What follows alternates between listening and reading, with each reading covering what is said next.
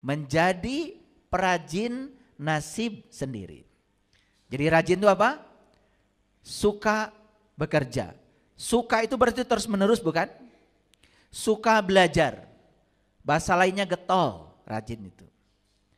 Nah, ada kata dalam bahasa Arab yaitu jihad. Nah, jihad itu sungguh-sungguh. Nah, orang itu bisa bekerja terus-menerus, belajar terus-menerus, bahasa lainnya kan sungguh-sungguh. Nah, sungguh-sungguh itu bahasa Arabnya jihad. Jadi jihad itu sebetulnya adalah sungguh-sungguh menata nasib kita sendiri. Itu yang disebut dengan jihad akbar itu. Kan selama ini kita mengartikan jihad itu memerangi orang lain yang berbeda dengan kita. Itu karena kita belum punya keterampilan mengukir nasib sendiri. Nah, hasil para perajin itu pasti barang seni. Yang punya nilai, punya harga yang tinggi. Makin tinggi tingkat nilai seni yang tergantung di situ, makin tinggi nilainya. Maaf ya. Kita mau dinilai apa oleh kita? Kita mau dinilai siapa oleh orang lain? Tergantung keterampilan kita mengukir nasib kita sendiri. Sudah mulai terbayang ya judulnya? Oke, belum masuk isinya belum. Nah, bahkan para perajin itu yang mempraktekkan keterampilan tertentu dengan pengalamannya, dengan bakatnya untuk mencapai hasil karya yang dekoratif dan fungsional, bahkan pada tataran tertentu disebut seorang seniman. Dan kita semua ini harusnya jadi seniman. Seniman yang bisa menghasilkan karya agung tentang nasib kita sendiri. Aduh sayang ya, baru usia 60 dengar ini.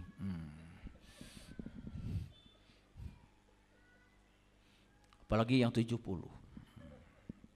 Tapi gak apa-apa. Tidak ada kata terlambat untuk memulai. Nah sekarang apa sih nasib itu? Itu baru perajin itu. Sudah jelas ya, perajin. Nasib itu apa? Ternyata dalam bahasa Arab nasib itu artinya bagian. Nasib itu artinya jatah. Nah kalau nasib itu jatah, siapa yang membuat jatah itu? Siapa? Siapa? Siapa? Allah? Nah, lagi-lagi. Selama ini kita menganggap Allah yang menjatah. Rezeki dijatah oleh Allah. Akibatnya apa? Karena kita salah menempatkan Allah. Dikira Allah sudah menjatah ketika penghasilanmu sebulan 2 juta. Kamu pikir jatahmu 2 juta. Kenapa ada orang yang penghasilannya sebulan 100 juta? Oh karena dia itu memang jatahnya 100 juta. Ya sudah, saya terima saja, jatah saja. Karena ini dari Allah. Bayangkan ketika kita punya persepsi semacam itu, bukankah kita sudah tidak memantaskan diri kita? Yang menjatah itu bukan Allah. Allah itu yang maha luas. Karena yang suka menjatah itu yang sempit. Yang suka menjatah itu yang kemampuannya terbatas. Coba, seorang suami penghasilannya terbatas, kan dijatah. Ya. Buat bedak, nih, dari 20.000. Bedak apa ya 20.000? Kapur kali. Betul nggak? Ya. Buat makan, ya sebulan harus cukup sekian ratus ribu. Dijatah semua. Kenapa dia menjatah? Karena dia penghasilnya terbatas. Yang tanpa batas penghasilannya nggak pakai jatah-jatah. Pengen apa? Beli. Pengen pergi kemana? Pergi. Ingat, yang suka menjatah itu yang terbatas. Sekarang kita percaya Allah menjatah. Sementara kita mengatakan Allah tak terbatas, bohong. Bagaimana dia yang maha kaya menjatah? Kalau dia maha kaya, berarti dia menyediakan kekayaan yang sama buat semua orang. Yang menjatah rezeki kita, kita sendiri. Oh ternyata 2 juta itu bukan jatah dari Allah. Memang saya mengambil dari Allah, jatah saya baru 2 juta. Jatah saya masih banyak sebetulnya. Maka saya ubah cara kerja saya. Ubah cara pikir saya. Ubah perasaan saya. Maka mengubah nasib sebetulnya mengubah pikiran dan perasaan. Apalagi kalau saya bicara pada aspek energi. Wah, semua menakjubkan hidup itu. Saya baru turun aja dari mobil barusan. Sudah ada yang kasih oleh-oleh. Baru turun. Gratis bukan? Makanya kunci gak pernah saya bawa. Titipkan di sana. Kenapa kunci saya titipkan? Karena saya pikirannya positif. Karena positif ya sudah pada datang oleh-oleh. Ya, makanya nyampe rumah tahu-tahu mobil penuh aja. Iya, makanya saat nitipkan kunci itu positif. Kekuatan cintanya kuat, maka oleh-oleh datang tuh masuk ke mobil. Ini bukan main-main ya. Saya mau cerita serius hari ini. Kenapa? Mohon maaf ya. Kenapa rezeki kita terbatas? Kenapa kehidupan kita terbatas? Makanya ada kata-kata bagus. Ukuran yang digunakan untuk mengukur akan diukurkan kepada kamu. Ulangi, ukuran yang digunakan untuk mengukur akan diukurkan kepadamu. Kapan kita membuat ukuran? Yuk kita lihat. Kita mengukur diri terbatas. Begitu diajak, minggu depan kita jalan-jalan. Abdi mah artos di mana? Ukuran. Dia sedang mengukur dirinya dengan sebuah ukuran dan ukuran itu akan diukurkan kepada dirinya. Orang lain minggu depan itu pergi kemana? Karena saat minggu depan kita jalan-jalan, yes. Pada saat dia jalan-jalan itu, mungkin saat itu orang ini juga belum punya uang. Tapi dia sudah berpikir positif. Beda dengan orang yang saat diajak, dia sudah mengatakan, artos di mana? Ditambah lagi, kanggo tuang ge sesah. Tambah lagi, anak ge can bayar iuran. Tambah lagi, suami gajinya kecil. Tambah lagi, wah makin banyak pernyataan. Dan kita lupa kalau apa yang kita katakan itu doa. Kita lupa kalau itu doa. Karena apa? Pikiran, kata-kata dan perbuatan itu energi.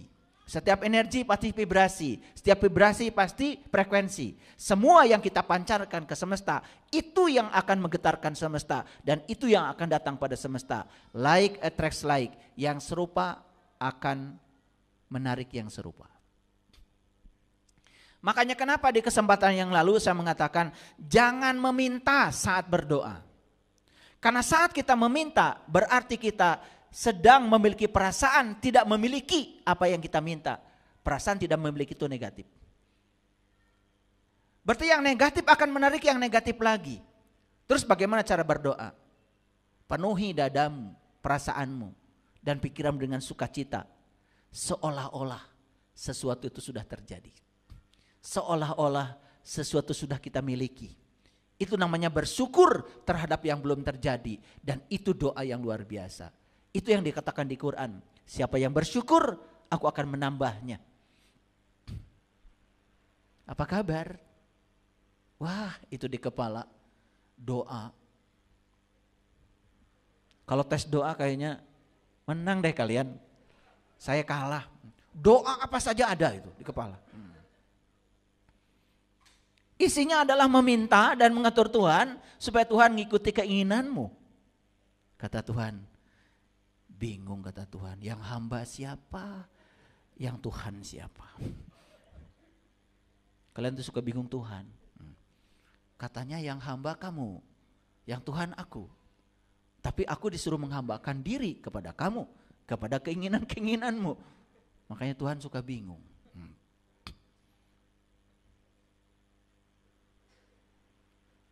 Ini lompatan pemikiran ya.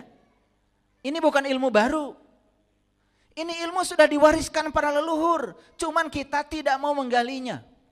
Makanya perlahan saya bukakan rahasia ini ke semesta. Pelan-pelan. Karena kalau saya banjirkan semua kaget. Dikit-dikit aja banyak yang kaget. Ini saya sudah tidak tahan sebetulnya di sini. Ada aliran energi yang luar biasa untuk membuka semuanya. Cuman saya tahan ini, makanya keringetan saya. Nahan ini sebetulnya. Ya kayak kita, kalau di jalan turun kemudian tidak menahan, ya udah jatuh kan, menggelundung karena hanya mengandalkan gravitasi. Saya sekarang sedang menahan gravitasi. Karena saya harus kasihnya ini pelan-pelan. Rahasia ini harus pelan-pelan. Karena saya gelontorkan, bukan saya takut. Bukan. Karena apa? Seperti bintang dalam kegelapan. Kalau kita sudah memilih untuk bercahaya, kita harus siap berapa gelap pun yang ada di sekitar kita. Tidak perlu takut. Tapi bukan itu masalahnya. Masalahnya supaya aliran energi ini mengubah pikiran manusia di semesta ini secara perlahan seperti pohon. Tidak usah tergesa-gesa, tetapi berbuah pada saatnya. Jadi pelan-pelan ya, pelan-pelan. Baik, kita lanjutkan. Jadi nasib itu bahasa Arab, artinya apa? Jatah, bagian. Siapa yang menentukan bagianmu? Ya dirimu sendiri. Siapa yang memantaskan dirimu? Dirimu sendiri. Kalau dari kecil kita sering memantaskan dirinya segitu, ya segitu aja. Kalau dari kecil kita mengatakan hidup itu susah dan penuh perjuangan. Ya sudah, apapun yang kamu raih, susah dan harus dengan perjuangan. Tapi kalau dari kecil pikiran bawah sadar kita mengatakan hidup itu mudah dan menyenangkan. Hidup itu mudah dan menyenangkan.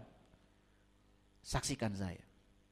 Semuanya menjadi mudah dan benar-benar menyenangkan. Makanya ukuran yang digunakan untuk mengukur akan diukurkan kepadamu. Silahkan. Dirimu dipantaskan seperti apa. Nasibmu diukur seperti apa. Terserahmu. Allah ngasih waktu yang sama 24 jam buat semua orang.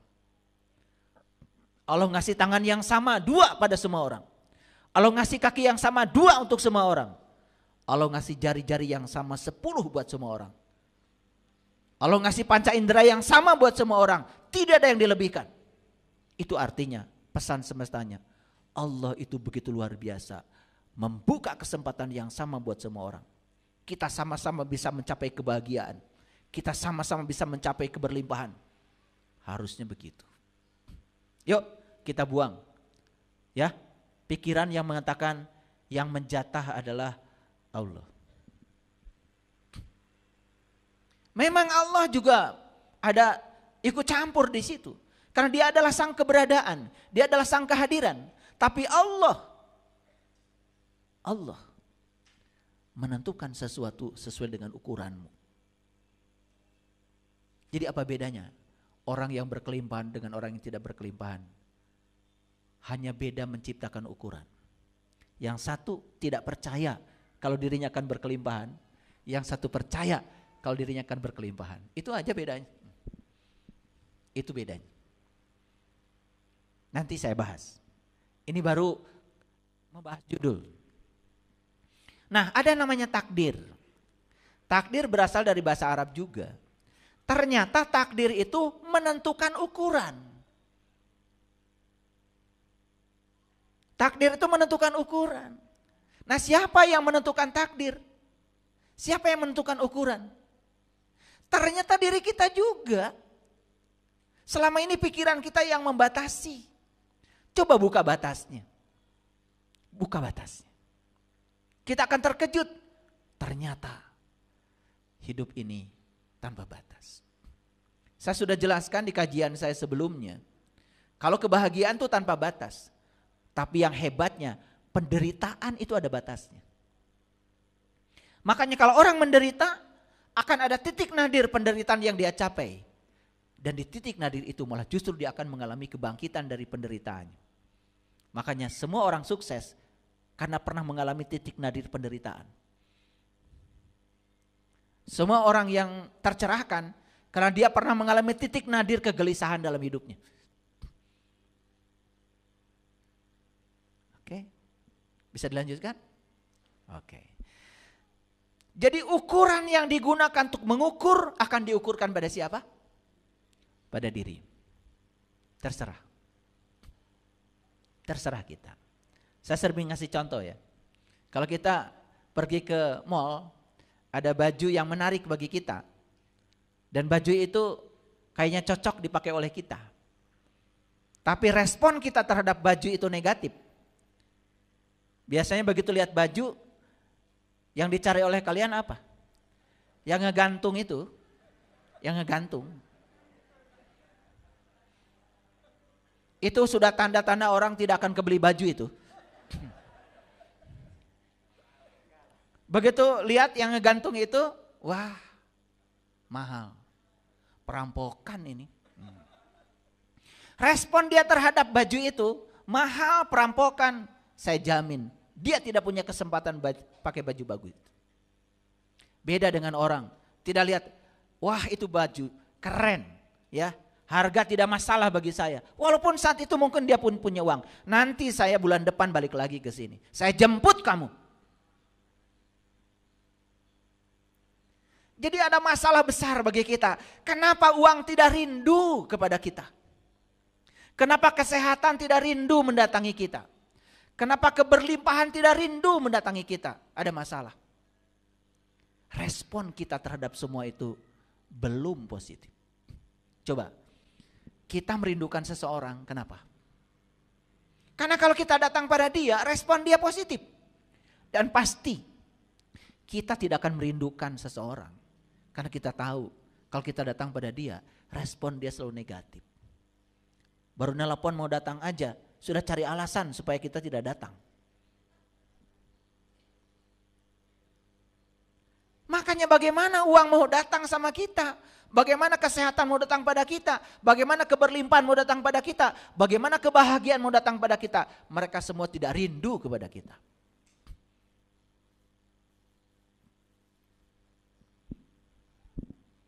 Respon. Ini penting, ya. Oke, teruskan dulu, ya. Ada namanya kodo, ada yang namanya kodar. Ini harus saya bahas. Karena banyak yang sering mendengar tapi nggak ngerti. Nah, kodo itu sebetulnya adalah ketetapan atau sering disebut dengan data. Pertanyaan, siapa yang menetapkan? Kita sendiri. Kodar itu adalah perwujudan dari kodo. Nah, sering juga kodar itu disebut takdir. Makanya supaya gampang memahaminya, sebetulnya kodo itu rencana. Sedangkan kodar itu adalah perwujudan dari rencana. Manusia yang merencanakan. Titik-titik yang menentukan. Isi titik-titiknya.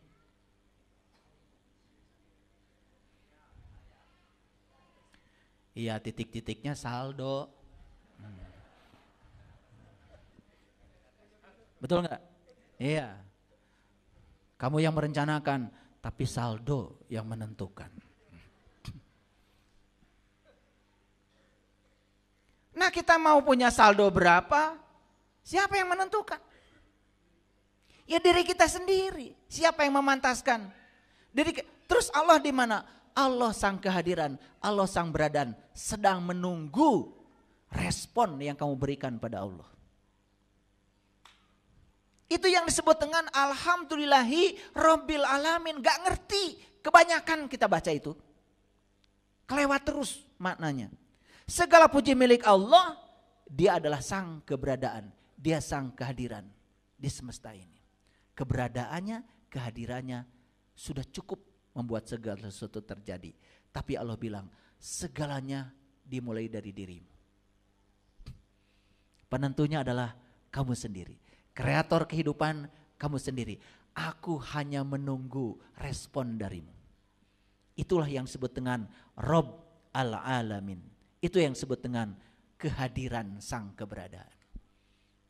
Bayangkan ya, penempatan kita selama ini mengatakan bahwa ini yang menjatah Allah. Yang ngasih penyakit Allah. Yang menentukan umur Allah. Betul, Allah menentukan, tapi dia hanya sang keberadaan di baliknya. Kalau kamu makan sehat, sang keberadaan ya tentu saja akan bekerja. Betul? Sel-selnya sehat, jantungnya sehat, parunya sehat, ya pasti tubuhnya jadi layak untuk disinggahi oleh jiwa lebih lama. Makannya sembrono, pikirannya sembrono, jiwanya sembrono, tubuh fisiknya ambruk. Kalau sudah ambruk, ya sudah, sang jiwa mengatakan ini kendaraan tidak layak lagi untuk ditumpangi. Ya jiwanya keluar. Begitu aja kok. Kapan keluarnya? Ya tentu saja tergantung dari cara kita memelihara tubuh kita. Clear sampai sini? Sudah mulai terbayang? Karena perubahan cara berpikir ini akan mengubah nasib kita. Ini akan dahsyat mengubah kita, percaya sama saya. Tapi kalau ini tidak diubah, program ini tidak diubah, ya sudah, seperti itu. Kita hanya bergelimang dalam kesulitan demi kesulitan. Makanya orang bijak mengatakan, sekali kamu memikirkan yang negatif dan merasakannya, kamu membuat satu jeruji. Sekali lagi kamu memikirkan dan merasakan yang negatif, membuat jeruji yang kedua. Terus menerus membuat jeruji yang ketiga, jeruji yang keempat, terus. Akibatnya apa? Kita terperangkap dalam sangkar yang dibangun oleh jeruji kita sendiri. Jadi ingin terbang bebas sekarang? Tugas kita sekarang adalah patahkan semua jeruji yang pernah kita bangun. Di mana itu? Di alam bawah sadar. Program yang itu harus dirubah. Programnya harus diberantas itu. Jadi saya coba menggunakan penjelasan ini dengan penjelasan saintifik. Supaya apa? Supaya gampang dimengerti. Karena agama itu akal. Makanya agama harus masuk akal.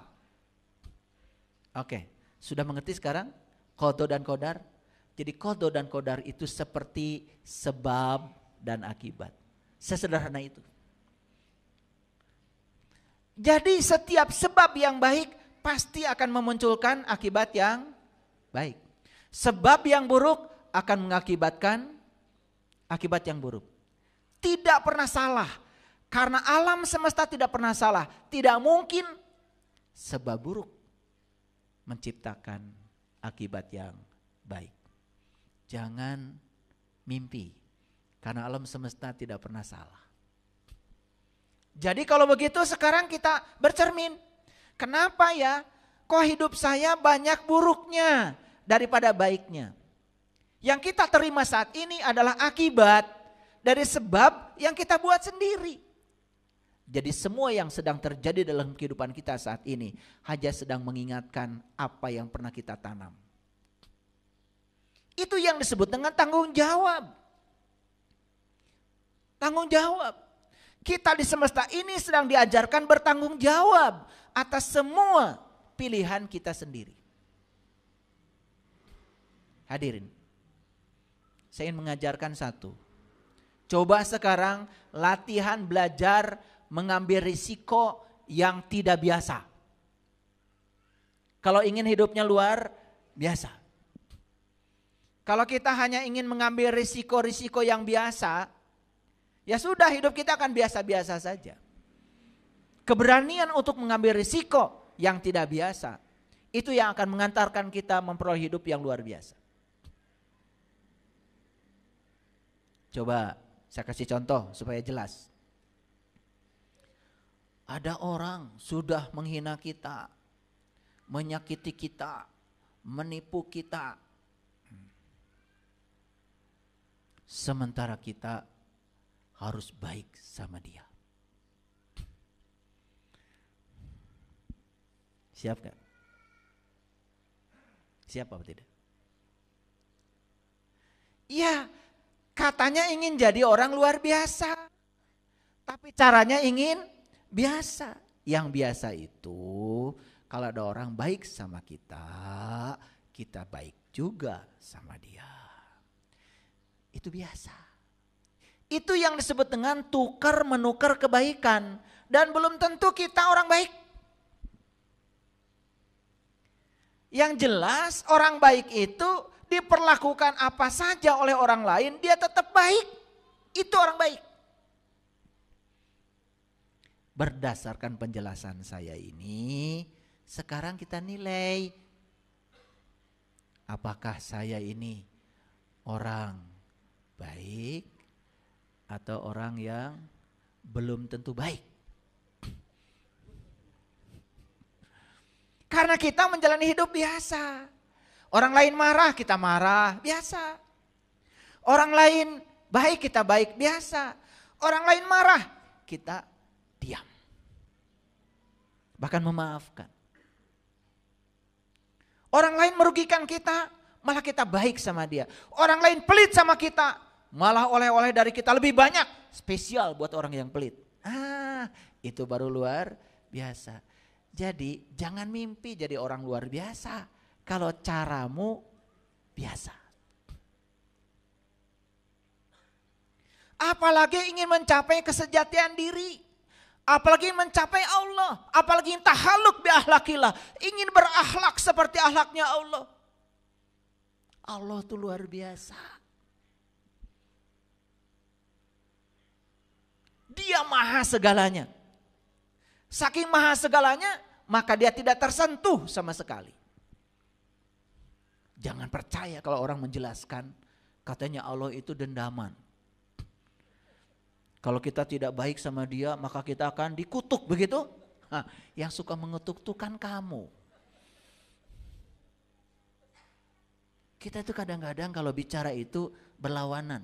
Di satu sisi mengatakan dia maha, tapi di sisi lain sering menjustifikasi seakan-akan kemahaannya itu tidak ada. Paham sampai sini? Jadi kalau begitu kita simpulkan dulu, menjadi perajin bagi nasib sendiri berarti kita secara terus-menerus belajar menggunakan keterampilan dan bakat yang Allah berikan pada kita untuk mengukir nasib kita sendiri. Jadi lukisannya berharga berapa? Terserah kita.